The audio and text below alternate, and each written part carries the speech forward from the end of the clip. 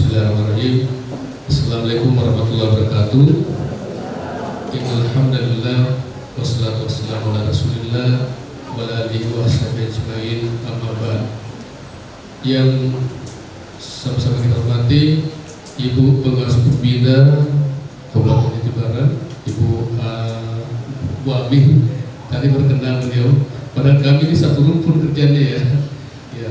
Lalu yang saya hormati tentunya Sahibul Bait kita Pak Kepsek, Bapak Haryono Subendro, STMA MPD, dan Ibu Nana tentunya bersama kita muliakan beliau berkenan hadir di sini, dan Mas Teddy sebagai tim teknis, dan yang saya muliakan saya hormati Bapak Ibu orang tua siswa dan yang saya cintai anak semua. Ya, terima kasih. Alhamdulillah, sebetulnya saya tidak ada agenda di sini hari ini. Tiba-tiba diminta undangan, hanya saya jam berapa tadi berangkat ke sini? Tiba di Hotel Horizon tempat beliau nginap tadi jam 6 lewat. Ya. Nah, seperti disampaikan oleh Pak MC tadi, ya, kehadiran saya pertama mewakili orang tua, karena anak saya 2 orang sudah ikut program yang Nana, dan tanggal 23 besok ini akan ujian UTS di Surabaya. Ya, 2 orang, 1 cewek, 1 cowok, dan baru saja saya daftar ke beliau ponakan saya. Ya. Tapi Bapak Ibu mungkin lebih beruntung, karena anak saya ketika saya ingin masukkan ke program ini, kebetulan di Jakarta belum ada, saya tinggal di Depok. Ya. Terpaksa 2 orang saya kirim ke Batam. Jadi bayar tiket, bayar kos-kosan tiap bulan, uang makan per minggu dikasih masing-masing gitu. Nah, kalau di sini nanti bisa dibuka di sini, seperti sampaikan Pak Kepsek tadi, itu bisa lebih ekonomis, lebih murah, mudah. Pertama. Yang kedua, juga karena saya kebetulan jadi Ketua Departemen Pembinaan dan Pengembangan Lembaga Pendidikan Pengurus Besar PGRI, sehingga saya merasa punya tanggung jawab juga berkaitan dengan ini.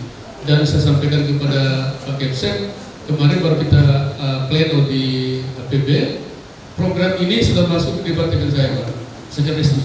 Jadi sudah masuk di rekomendasi PGRI sebagai program tahun 2022 untuk se-Indonesia, bukan hanya Jatibarang, se-Indonesia. Tapi memang karena COVID-nya banyak, sehingga saya belum maksimal untuk berkeliling ke Indonesia. Alhamdulillah Jatibarang sudah duluan. Ya. Berikut kebetulan Kementerian Pendidikan saya sebagai Bapak Ibu, dan itulah awalnya sebenarnya. Awal sehingga program ini sampai Jatibarang.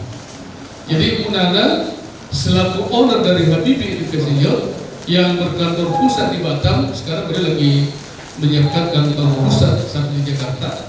Ya, beliau melaksanakan program ini ya berpusat di Batam. Ya. Lalu anak saya yang pertama tamat SMK, ya sebenarnya SMA, ya. Yang SMK begitu tamat SMK, Pak, saya nggak mau langsung kuliah katanya. Terus saya bekerja nanti sambil kuliah. Bahasanya begitu. Mau, oke. Kebetulan saya punya teman pengusaha di Batam. Ternyata teman yang Nana juga. Ya, saya kirimlah ke sana Bapak Ibu. Nah, saya pertama ini, ya, namanya Muhammad Isham Basir. Ya, dia pintar nyanyi. Jadi promosi tambahan aja. Ya, saya kirim ke sana. Terus nggak lama kemudian adanya dengar, ya, adanya cewek yang mendaftar di UNY, Universitas Negeri Yogyakarta, pingin ikut juga. Akhirnya singkat cerita dua-duanya di Batam Bapak Ibu. Alhamdulillah dua-duanya besok ini tanggal 24 Februari akan ujian B1 di Kute. Kalau lulus, insya Allah bulan Juni, Juli, Agustus ya ada kesempatan berangkat situ. Ya. Kenapa mereka pilih program itu?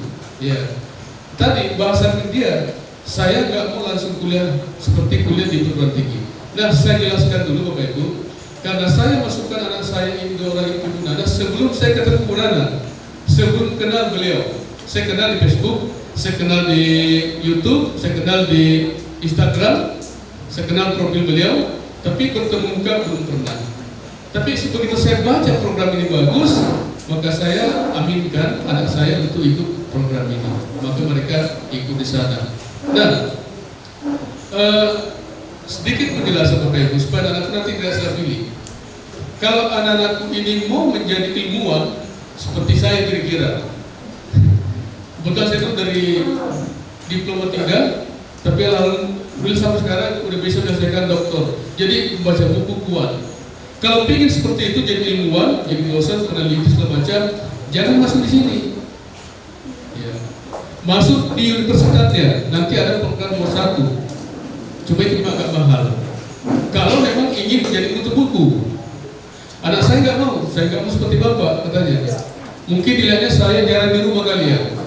Terus dia tahu gaji saya itu sampai sekarang sudah 32 tahun menjadi PNS, pangkatnya lumayan tinggi, pendidikannya doktor, gajinya sekitar 10 juta doang. Mungkin itu membuat dia tidak mau seperti saya. Maka dia pilih jalur yang kedua, yaitu jalur vokasional. Kira-kira lanjutan dari SMP itu. Ya. Vokasional itu artinya anak-anak yang memilih jalur untuk menjadi seorang profesional. Ya.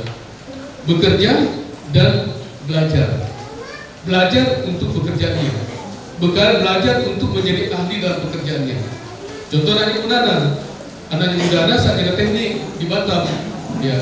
Terus ke ikut program ini, dia ditempatkan di perusahaan baterai mobil. Nah, nanti akan menjadi seorang yang sangat profesional dalam urusan energi, baterai mobil. Seperti itu. Jadi jalurnya di Jerman itu terbagi 2, dan itulah sesungguhnya sistem pendidikan yang benar. Kalau kita nggak benar, belum benar kayaknya. D1 lanjut D2, D2 lanjut D3. Di sana enggak. Diploma itu yang lanjutnya ke Hochschule. Jadi program ini nanti anak-anak sekalian kalau bisa ikut program ini 3 tahun dapat gelar yang namanya Fachkraft, tenaga ahli. Itu berlaku Eropa Amerika. Jadi kalau orang Amerika tanya, kamu lulusan mana? Fachkraft, Jerman, mereka udah tahu. Dan itu bisa lanjut setara dengan bachelor, bukan di perguruan tinggi tapi di jalur profesional tadi. Nggak boleh nyebrang. Begitu masuk profesional ini nggak boleh nyebrang perguruan tinggi, harus turun situ. Jadi 3 tahun bachelor, setingkat bachelor, lalu tertinggi sampai master, nggak ada doktornya.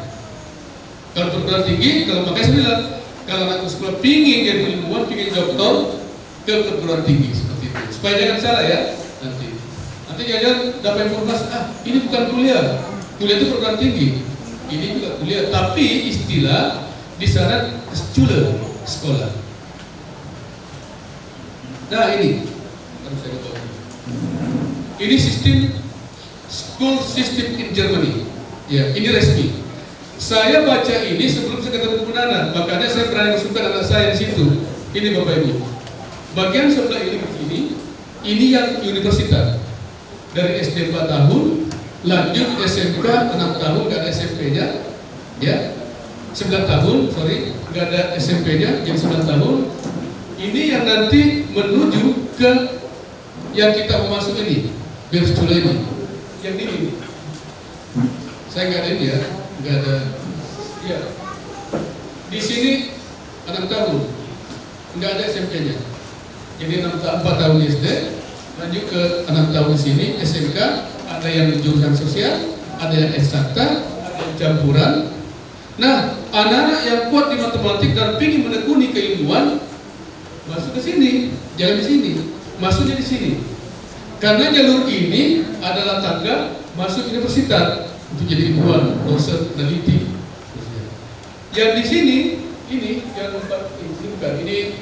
Kalau di sini sekolah luar biasa, anak-anak yang berkekurangan fisik segala macam. Yang ini 1, 2, 3.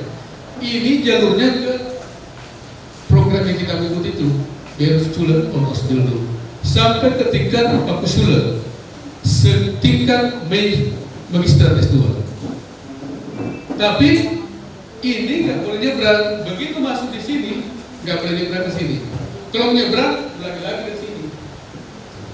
Tapi rata-rata anak-anak kalau sudah masuk ke sana, karena memang passionnya itu adalah profesional, dia nggak akan ke sini. Sehingga dia akan lanjut di sini, tekun di sini, Dan kalau dia mau menjadi ahli, benar-benar ahli, master, dilanjut ke sana paling atas seperti itu. Itu kira-kira sistem pendidikan di Jerman. Kalau kita tidak, maaf, iya kesenggol. Kalau kita tidak Bapak Ibu, kita politeknik ada, tapi politekniknya itu kuliahnya di kampus, prakteknya di kampus juga. Ya, ini kau perhatikan Bapak Ibu. Lebih menarik suara saya kira-kira pada yang Islam. Itu namanya ria ya. Ya, kalau di usaha lagi ya, Bapak Ibu kenal ada politeknik, Medan, Makassar, segala macam. Mirip-mirip itu tapi nggak sama. Karena politeknik kita namanya kuliah dan prakteknya di kampus. Kalau Berufsschule und Ausbildung, kuliahnya di kampus Berufsschule, kemudian prakteknya dalam bentuk bekerja di perusahaan, makanya dapat gaji. Itu bedanya situ, ya kan? Dan kalau di politeknik bayar, ini jelas nggak bayar. Ya. Bahkan dikasih uang makannya ada, transportnya ada, dan apartemen yang keren juga dikasih. Nah, seperti itu. Nah, saya sebagai PNS, Bapak Ibu, tentu saya senang banget ada peluang seperti ini. Anak saya mudah-mudahan bisa berangkat ke orang, dan kemarin saya baru daftarkan lagi ke Ibu Nana, menggunakan saya 1 orang. Karena kita disuruh selalu bekerja. Innallaha la yughayyiru ma biqaumin hatta yughayyiru ma bi anfusihim. Hanya diri kita yang mampu mengubah diri kita. Dan setiap saat sebetulnya tugas kita mengubah diri kita menjadi lebih baik. Ya kan? Anakku kalau sudah mendapatkan pendidikan yang bagus di SMK Jatibarang, sekarang ubah. Yang bagus tadi menjadi lebih bagus di tempat yang sangat elok di Eropa sana, namanya negeri Jerman. Saya pun dulu kalau masih muda, saya tidak tahu pasti saya ikuti di Bapak Ibu. Ya tapi saya sekali sekarang boleh nggak? Katanya Bapak udah kadaluarsa katanya. Yang boleh buat sudah, kasihlah kesempatan kepada anak kita. Nah, cerita tadi Bapak Ibu saya singkat aja. Datanglah Ibu Nana ke kantor saya di Sudirman, di Kementerian Pendidikan dan Kebudayaan. Sekarang Kementerian Pendidikan, Kebudayaan dan Ristek sekarang. Beliau datang ke tempat saya sekali, terus ke rumah saya sekali. Itu posisinya anak saya dari Batam di tempat beliau. Saya pikir apa ini? Nana pengen waktu itu menyambungkan informasi ini dengan pihak kementerian. Kebetulan saya di PGRI. Buat ibu saya bilang, wah ini bagus nih kalau untuk PGRI. Saya bilang begitu kan. Makanya saya bilang untuk negeri tolong dirim dulu, kasih kode ke PGRI dulu. Karena saya ingin ini juga menjadi trigger, menjadi apa namanya pengungkit mutu sekolah-sekolah PGRI yang ada di Indonesia. Karena saya juga adalah bagian pembinaan itu. Makanya beliau bilang, saya bilang, Bu, gimana kalau kementerian kita pending dulu, ya kan? Apalagi kementerian sekarang, teman-teman Bapak Ibu mungkin yang ada yang guru, sekarang kan kementerian lagi sibuk dengan urusan-urusan penggerak, sekolah penggerak, guru penggerak, semua bergerak, gitu kan? Kalau bergerak semua nanti nggak diperhatikan program itu nantinya. Ya udah sepakat, singkat cerita, nyambunglah. Kemudian Bapak Ibu, begitu setelah Bu Nana datang lagi ke rumah saya 2 kali. Bapak itu benar benar nih, Pak 2000 nih. Kalau enggak diambil negara lain, 2000 orang loh. Jadi saya merasa Bu Nana betul-betul serius. Akhirnya saya nggak serta-merta Bapak Ibu, saya langsung beli tiket, uang saya sendiri. Saya beli tiket, saya berangkat ke Batam. Pada anak saya 2 orang berangkat ke Batam, saya antar. Udah berangkat sendiri aja. Mulai melatih mereka untuk mandiri. Tapi begitu Bu Nana meminta untuk menyambungkan dengan PGRI, ya kan, dengan tadi kementerian, saya tidak mau gegabah. Saya memastikan benar nggak? Ya tadinya kan saya orang, saya lihat di internet. Saya ke sana ingin memastikan profil lembaga beliau ini, Habibie Indonesia ini. Saya ke Batam Bapak Ibu. Waktu saya tiba di sana, saya 3 hari di sana. Posisi di sana itu beliau lagi menampung peserta sebanyak 524 orang. Saya masih hafal. Di 14 suku beliau. Beliau ini orang kaya, maaf. Beliau nggak mau dibilang, tapi beliau ini aslinya pengusaha kapal Bapak Ibu. Beliau sudah membangun 187 kapal besar. Ya. Nah, profil beliau menurut saya sarprasnya mendukung. ruangannya sangat bagus, AC-nya lengkap, segala macam. Oke, sekarang saya ingin tahu Ibu Nana itu siapa sebenarnya? Iya, saya searching Ibu Nana, Bapak Ibu. Kebetulan teman saya, tempat saya tadi bekerja, teman baik. Saya dapat informasi. Saya tahu bahwa ternyata Bu Nana 17 tahun ya mengembangkan perkapalan di Batam sampai menghasilkan 187 kapal, 7 diantaranya kapal perang dan tidak ada yang gagal. Serasa ini profil yang bagus.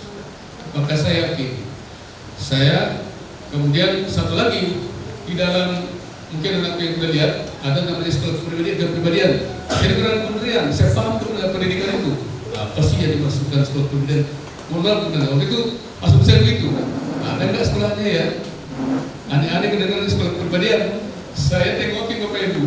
Begitu ada jadwal beliau, saya masuk kelas. Saya 3 hari di Batam. Dan waktu itu pas banget beliau memberikan materi tentang entrepreneurship, kewirausahaan. 6 jam non-stop, luar biasa. Baru saya tahu. Dan alhamdulillah Bapak Ibu, anak saya yang cewek namanya Putri Zahra Khairani. Itu yang tadinya bukan pemalu, pendiam. Anak itu gak banyak bicara. Ternyata kalau negeri tidak selalu pendiam itu bagus gitu kan. Tapi memang begitu karakternya. Tapi setelah digodok, ya ada video nanti kalau ada waktu ya, kalau ada waktu aja boleh ditanyakan sebentar. Begitu digodok di 10 sekolah kepribadian, sekarang ini cascis dulu. Tapi bukan ngomong sembarang, ngomongnya bahasa Jerman. Nanti dibuktikan nanti Bapak Ibu. Hanya 4 bulan belajar, dia udah bisa presentasi bahasa Jerman, anak saya. Ya, tentu bangga dong Bapak Ibu ya. Seperti alhamdulillah itu ya. Mudah-mudahan mohon doanya tanggal 4 besok dia ujian di mudah-mudahan lulus ya. Nah, itulah sejarah singkatnya, cerita singkatnya kenapa program ini sampai di PGRI. Dan saya sebagai orang PGRI merasa bertanggung jawab. Saya bawa program ini, tentunya hal baik buruknya tanggung jawab saya juga dong. Minimal tanggung jawab moral. Makanya begitu benar bilang, Pak, bisa nggak Bapak datang ke Jatibarang? Katanya hari ini orang tua pada datang. Oke Bu. Tadi malam saya diskusi sampai jam 12 malam. Diskusi tentang regulasi kementerian yang banyak sekali berubah. Di hotel di Bogor. Saya di situ dan alhamdulillah saya bisa melihat bersilaturahmi dengan Bapak Ibu semua, orang tua. Mudah-mudahan ini adalah jalan yang memberikan kesempatan kepada anak kita. Terus terang Bapak Ibu, ketika anak kita mau berangkat, temannya saya, anak saya perempuan itu kan dekat banget. Ibu Nana bisa lihat, manja, dekat sama bapaknya. Sekarang dia minta ke Jerman. Jujur dari awal tuh saya merasa apa iya ya. Nah, tapi satu yang membuat saya bisa melepas anak saya itu karena ke Jerman. Kalau ke Amerika nggak mungkin saya mau. Ada berbeda kultur yang sangat jauh. Nanti mau nanti sedikit berikan informasi kultur Jerman seperti apa. Tapi kira-kira gambaran gini, Jerman itu kalau disepadankan dengan kita ada kira-kira seperti orang Solo, begitu sopannya gitu, begitu ya, kira-kira seperti itu ya. Nah, itulah modal saya lepaskan anak saya Bapak Ibu. Udah meskipun cewek, insya Allah Bismillah berangkat ke sana untuk memperbaiki masa depan. Dan Jerman termasuk negara yang sangat apresiasi terhadap agama yang dianut oleh orang lain.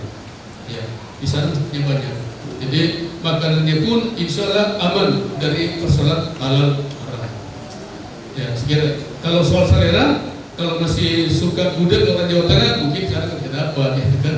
Ada lagi nanti. Makanan ini Bapak Ibu 7 hari makan terus menerus pasti suka, ya kan? Ya tadinya makan nasi, roti 7 hari itu pasti ketinggian roti nantinya. Jadi seperti itu. Saya rasa itu pengantar dari saya, Bapak Ibu. Tentu nanti nggak perlu lagi ada presentasi langsung dari Bu Nana, tapi langsung kita ingin mendapatkan informasi pertanyaan apa, keraguan-keraguan apa, ya, yang ingin disampaikan sekarang, Bapak Ibu. Bapak Ibu dapatkan informasi seperti apa tentang program ini, sampaikan ke Bu Nana. Bapak Ibu ragu soal apa, tanyakan ke Bu Nana, biar jelas semuanya. Karena ini nggak boleh dipaksakan Bapak Ibu. Ya, karena ini adalah program yang dikerjasamakan sekolah, tapi sekolah itu hanya memfasilitasi. Ya, memberikan jalan kepada anak kita, tapi tanggung jawabnya di masing-masing. Anak punya tanggung jawab mulai dari proses di sini dan nanti di sana nanti Bunda jelaskan seperti apa. Dan sekolah kebetulan berkenan untuk memfasilitasi tempat belajar. Sebenarnya gini, cerita singkat. Ibu Nana awalnya nggak pernah menggunakan sekolah untuk belajar, nggak pernah. Ya, yang pertama kali di PGRI karena sekolahnya minta.